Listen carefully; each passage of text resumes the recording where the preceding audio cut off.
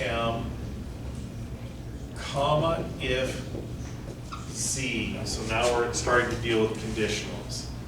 Comma if tells me that this is the main logical operator, and ifs are conditional. So we do that, okay? So now we have to figure out which part of the sentence is the antecedent and which part is the consequent. And our rule is whatever follows if is the antecedent, unless it's an only if. This is just a plain if. Antecedent. Antecedent goes in front of the hook, so the Z goes over here. That's the antecedent. That means all of this is the consequent. I'm going to put parentheses to keep it all together. Now, I'm going to translate it, not both L and M. Done. Okay. I can reduce the parentheses a little bit. Either of those is perfectly perfect. Okay. What number was that? That was 12, so 13. And it says not both L and M.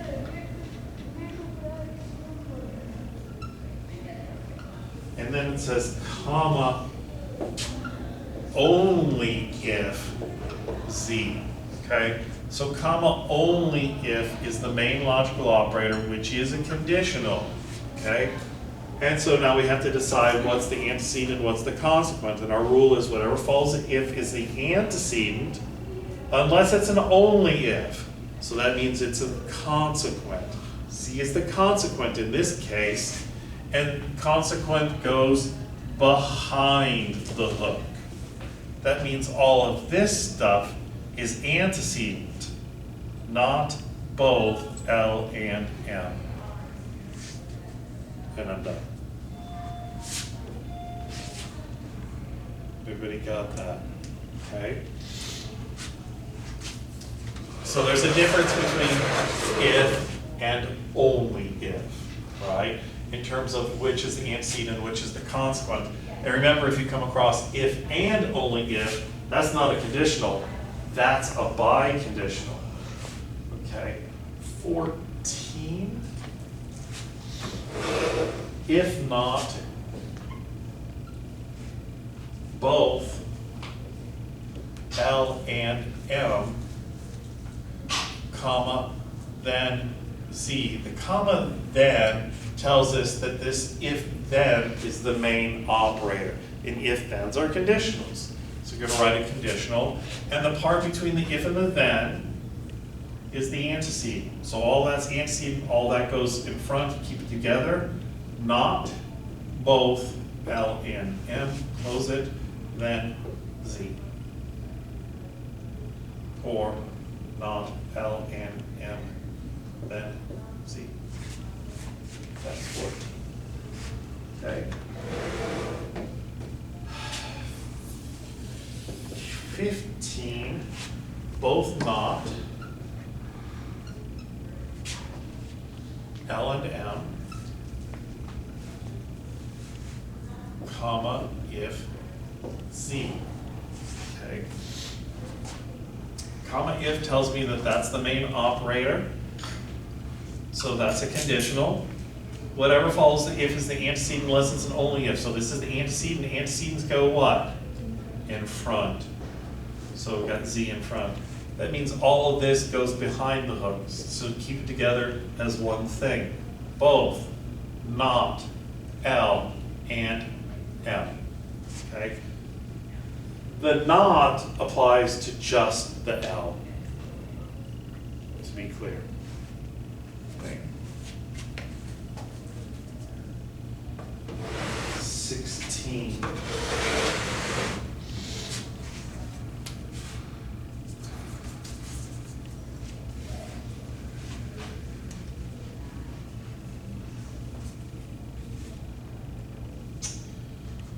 Not either J or both K and L.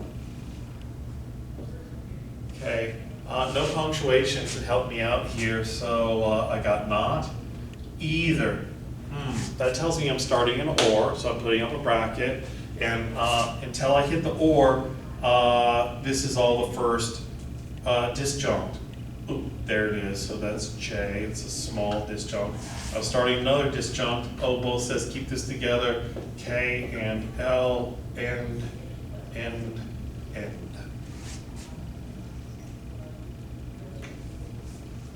Okay, I could get rid of some of the parentheses, it could be this.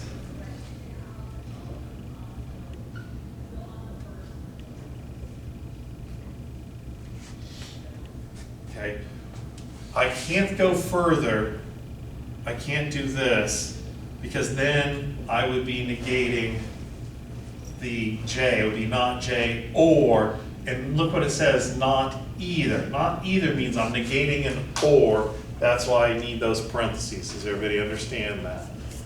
Okay, not either, was that 16? So 17, either not J or both K and L. No punctuation help me out here, but I got this either. Tells me I'm starting an or, so first disjunct, not J. There's the or, so I end this disjunct, start another disjunct, both K and L.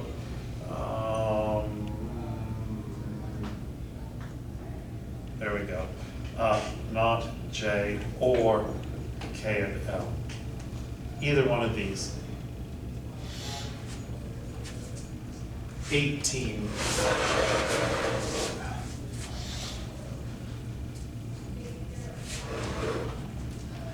Says X given Y, comma, unless D.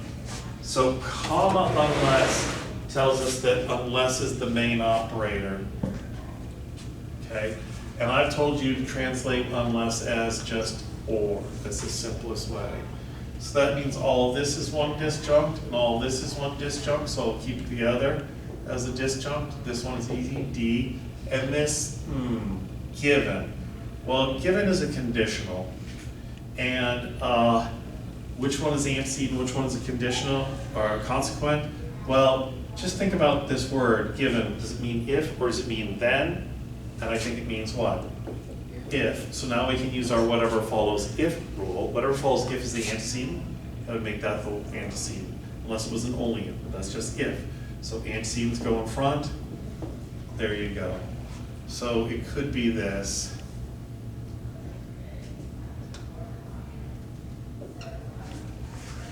Okay. 19. X implies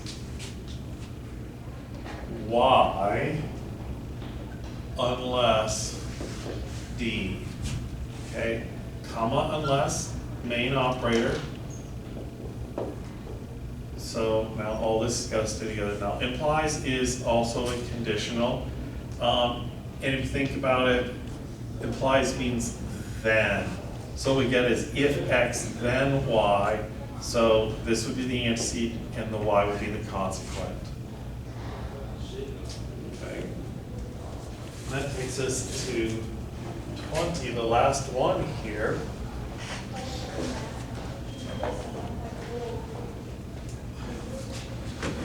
And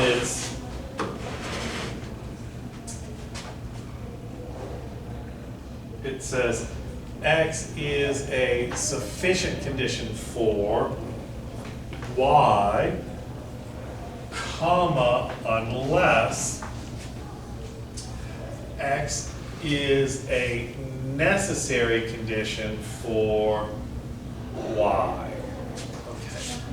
The comma unless tells me main operator, so it's an or.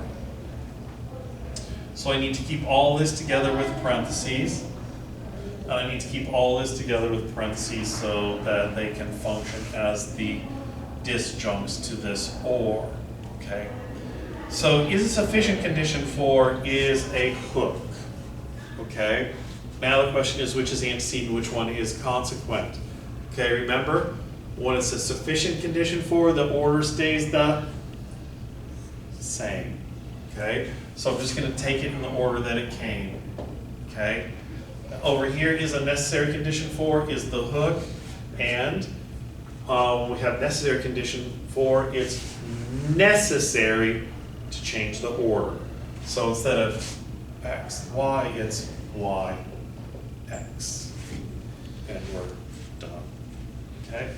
Now, the next homework assignment, 2.6, is just like this one, except you have an extra step, and that is taking out the words and putting in statement constants. And after you've done that, then you're right back to this. Okay? So that's nothing new, so I don't really need to go over it, except for there is one thing that is a factor in 2.6 that does not come up in 2.5. So let's suppose we've got something like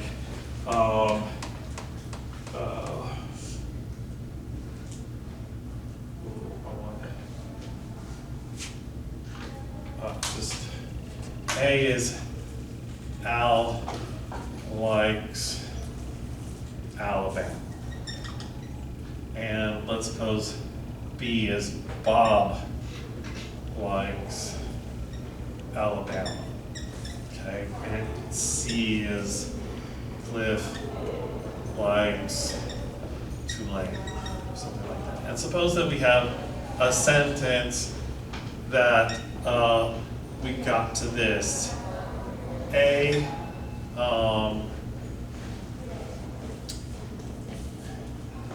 and wait a second. We got this. Okay. And there's no punctuation marks in there. Okay, so it said Al likes Alabama and Bob likes Alabama, or